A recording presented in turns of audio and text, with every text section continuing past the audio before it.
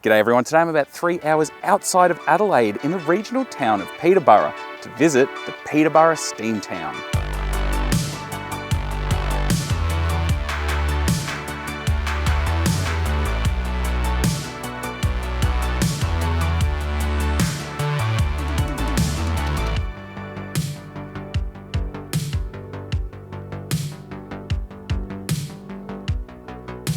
Peterborough was situated at the junction of two 3-foot 6-inch narrow gauge railways. The east-west line connecting Port Pirie and Broken Hill, and the north-south line connecting Adelaide to Alice Springs via Quorn. This intersection was crucial from 1917, following the opening of the Trans-Australian Railway across the Nullarbor Plain, when a more direct north-south route bypassed the Peterborough to Quorn line by linking Port Pirie directly to Port Augusta. The line from Port Pirie and Jamestown arrived in 1881, followed shortly by the line from Toorawee in the south and north to Quorn. And the line to Broken Hill was completed in 1887. In 1970, the east-west line was converted to standard gauge 4-foot 8.5, while the south to Peterborough and Toorawee line was converted to 5-foot 3-inch broad gauge. As a result, Peterborough became one of 3 triple gauge railway junctions in Australia, alongside Gladstone and Port Pirie, all located on the same railway corridor. The broad gauge connection to Adelaide via Burra was severed in the late 1980s, and the narrow gauge line to Quorn last carried freight in 1980 and was removed between Urella and Bruce in the mid-1980s. Peterborough Railway Station is no longer operational, and the last regularly scheduled service was the weekly Indian Pacific, which ceased stopping there after becoming a luxury train service. In 1977, the Steamtown Railway Preservation Society was formed with the aim of operating steam-hauled trains on a section of the narrow gauge line between Peterborough and Urella, creating a working railway museum for enthusiasts and tourists.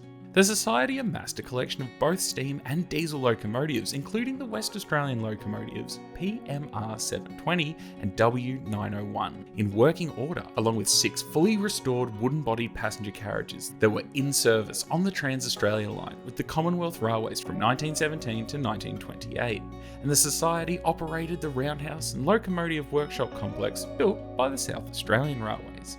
However, due to rising costs and some other factors, Steamtown ceased operations in 2002. But nowadays the roundhouse is still used to display its collection of rolling stock and locomotives. Now in 2024, you can visit this wonderful static museum.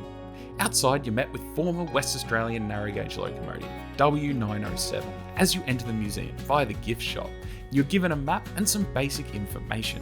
It's then into a large shed where you have English Electric Locomotive 532 and RX 199, surrounded with artefacts from all over the South Australian Railways network, as well as their latest locomotive 705, which arrived to the museum in 2023 and will eventually form a display.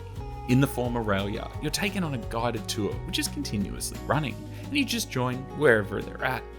Unfortunately, you're not able to just wander around the museum at your own leisure, and this is due to a few safety issues.